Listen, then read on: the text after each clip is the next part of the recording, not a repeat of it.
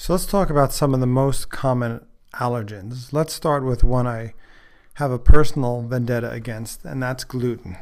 Now, gluten is a protein, and this protein is found in wheat, barley, and rye. It's found in those grains. Now, wheat's basically used in everything in this culture. Because it's so cheap, it's used as what's called a flowing agent. In other words, it's put on conveyor belts to keep things dusty and smooth and keep them from sticking together. So this gluten saturates, is the only way that I know how to explain it. It saturates our culture. Now, people will say, oh, didn't ancient people, didn't they eat wheat? Why would we have this sudden new allergy to gluten? But ancient peoples ate a grain called speltum triticale, which is 1% gluten. And they didn't eat very much of it. We, in this culture, eat modern wheat that's been genetically engineered, and it has 12% gluten. So, and we eat a ton of it, and it's in everything.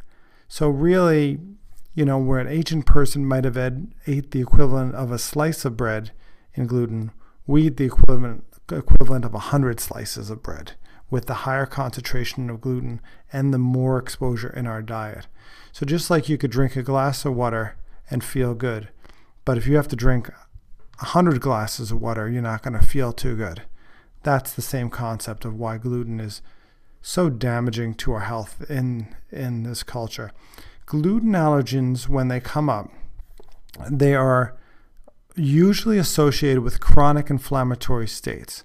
So if you have a chronic inflammatory state, which is basically an itis, an arthritis, a colitis, all those itises are very often we'll see the patient will come up with a high IgG hidden food response to gluten. Now, some people will confuse these two concepts of what they know as celiac disease and also having a gluten allergy, hidden food gluten allergy. What I've found in practice is that a particular patient may think they have a gluten problem, go for a diagnosis of celiac disease, and it comes back negative. Then that patient comes to my office, we test them for their IgG hidden food allergens, and they will test sensitive to gluten. They'll give up the gluten, and their symptoms will go away. So what does that mean? It means basically this diagnosis of celiac, which is basically you have to have a positive intestinal biopsy and a positive anti-gliadin antibody in your blood. Gliadin is one of the components of the protein gluten. It's a piece of gluten. You could not be responsive to them, but gluten allergy can still be creating your problem and driving inflammation in your body. So that's the important thing to know about gluten. Just because you or a family member has been cleared of celiac, in other words, they said you don't have celiac, that's only a small piece of the ways your body can be sensitive to gluten. The more comprehensive, full picture is to do the IgG hidden food allergen panel. Okay, why is gluten such a problem? I know a lot of questions came through on the internet about gluten. There's 3 molecules in nature that we're exposed to that share a same size and shape. It's a 1 nanometer spirochete, which is a little slinky. Syphilis, Lyme's disease, and gluten. So you better believe if you're sensitive to gluten and your body sees that molecule when you eat it, your body's going to pay attention.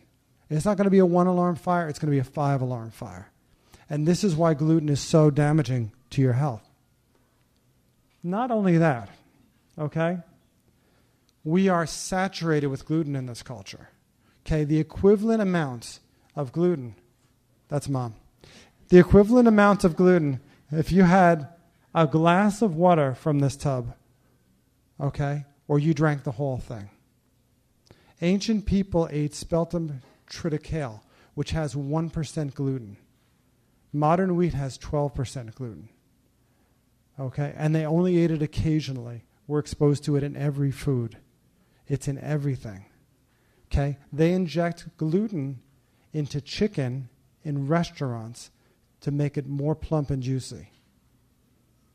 So you're eating gluten-free, having chicken at one of these chains, and you're not eating gluten-free. You're eating tons of gluten. Okay? So if you ask me, oh, what's this new trend? Why can't we have gluten? There were some grains that had gluten in ancient Rome. Drink a bathtub of water and then tell me how you feel. Because that's the equivalent amount that we're consuming in gluten. Okay. A lot of people get confused about celiac versus gluten. When we test you, we say you're sensitive to gluten or you're not sensitive. You have an allergy or you don't have an allergy. Now people will say, does that mean I have celiac disease? Celiac is a very specific diagnosis. Requires an intestinal biopsy and positive anti-gluten antibodies in the blood. Who cares if you have celiac? That's just one slice of the way to be sensitive to gluten. There's a lot of different ways. You can have chronic migraines. My sister had MS with no sensitivity to gluten through biopsy or blood draw. But when I did that test on her, she came back super high to gluten.